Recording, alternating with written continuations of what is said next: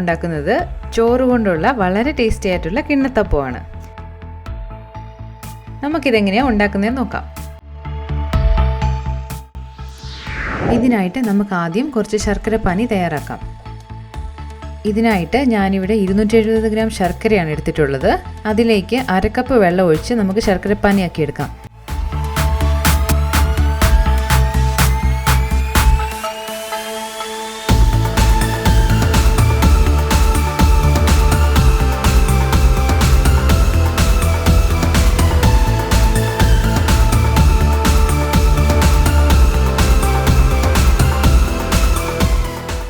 ശർക്കരയെല്ലാം ഉരുകിയതിന് ശേഷം stove off ചെയ്ത് തണുക്കാൻ വെക്കാം. ശർക്കരപ്പാനി തണുക്കുന്ന സമയം കൊണ്ട് നമുക്ക് ഈ കിണ്ണത്തപ്പത്തിന് വേണ്ട മിക്സ് ഒന്ന് അരച്ചെടുക്കാം. ഇതിനു വേണ്ടി ആദ്യം നമുക്ക് 2 കപ്പ് ചോറ് മിക്സിയുടെ ജാറിലേക്ക് ഇട്ട് കൊടുക്കാം. വൈറ്റ് റൈസോ ബ്രൗൺ റൈസോ ഏത് വേണേലും എടുക്കാം.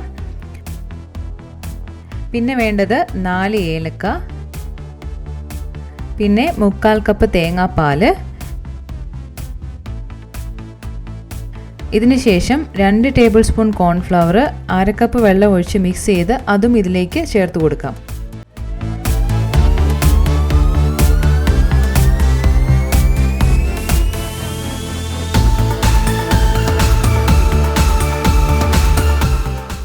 പിന്നെ ഒരു 1/4 ടീസ്പൂൺ ഉപ്പും.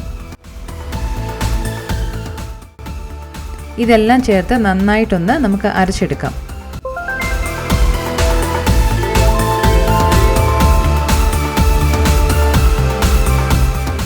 ഇത് ഞാനിവിടെ നന്നായിട്ട് അരച്ചെടുത്തിട്ടുണ്ട്.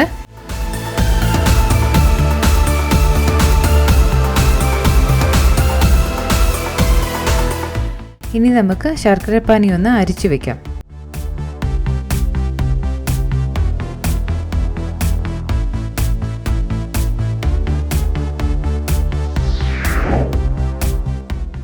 ഇനി നമുക്ക് ഒരു പാൻ ചൂടാക്കി അതിലേക്ക് 2 ടേബിൾ സ്പൂൺ ബട്ടർ ഇട്ട് കൊടുക്കാം.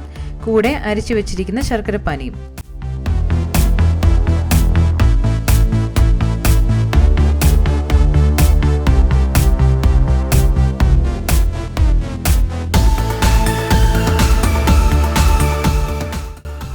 ബട്ടർ ഉരുകിയതിന് ശേഷം നമുക്കിതിലേക്ക് അരച്ചു വെച്ചിരിക്കുന്ന മിക്സ് ഒന്ന് ഒഴിച്ചു കൊടുക്കാം. തീ മീഡിയം ഫ്ലെയിമിൽ വെക്കണം. എന്നിട്ട് നന്നായിട്ട് ഇളക്കി കൊടുത്തുകൊണ്ടേയിരിക്കണം.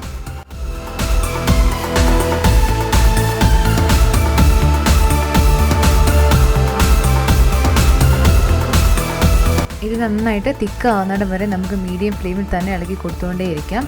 തിക്കായതിനു ശേഷം ഇത് ഹൈ ഫ്ലെയിമിലേക്ക് മാറ്റി നമുക്ക് ഇളക്കി കൊടുക്കാം.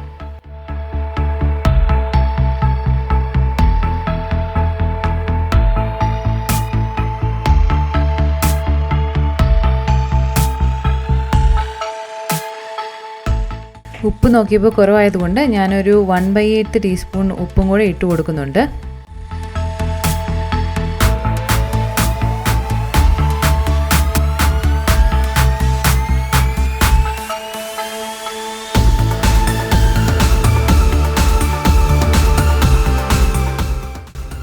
ഇപ്പോൾ ഇതിൻ്റെ കളറൊക്കെ മാറി കുറച്ച് ഡാർക്കായി വന്നിട്ടുണ്ട്. നമുക്ക് ഈ സമയം ഒരു 1/2 ടേബിൾ സ്പൂൺ നെയ്യും കുറച്ച് കാഷ്യൂ നട്ടും കൂടെ ചേർത്ത് കൊടുക്കാം.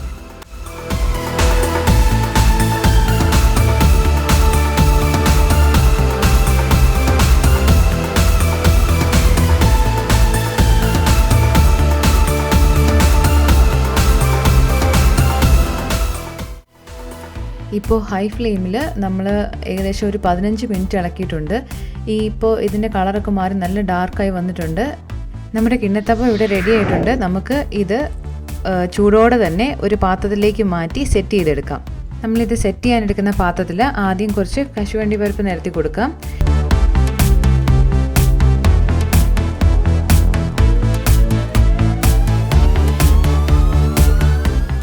ഇനി അതിലേക്ക് നമ്മൾ തയ്യാറാക്കി വെച്ചിരിക്കുന്ന ഈ കിണ്ണത്തപ്പം ഒന്നിട്ട് ലെവൽ ചെയ്ത് കൊടുക്കാം.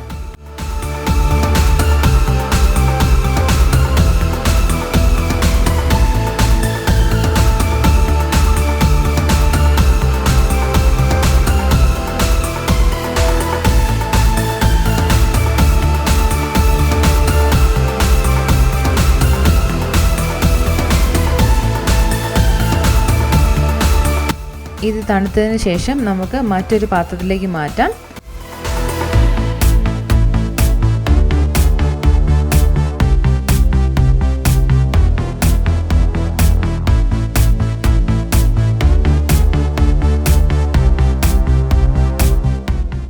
നമ്മുടെ ടേസ്റ്റി ആയിട്ടുള്ള കിണ്ണത്തപ്പം ഇവിടെ റെഡി ആയിട്ടുണ്ട്.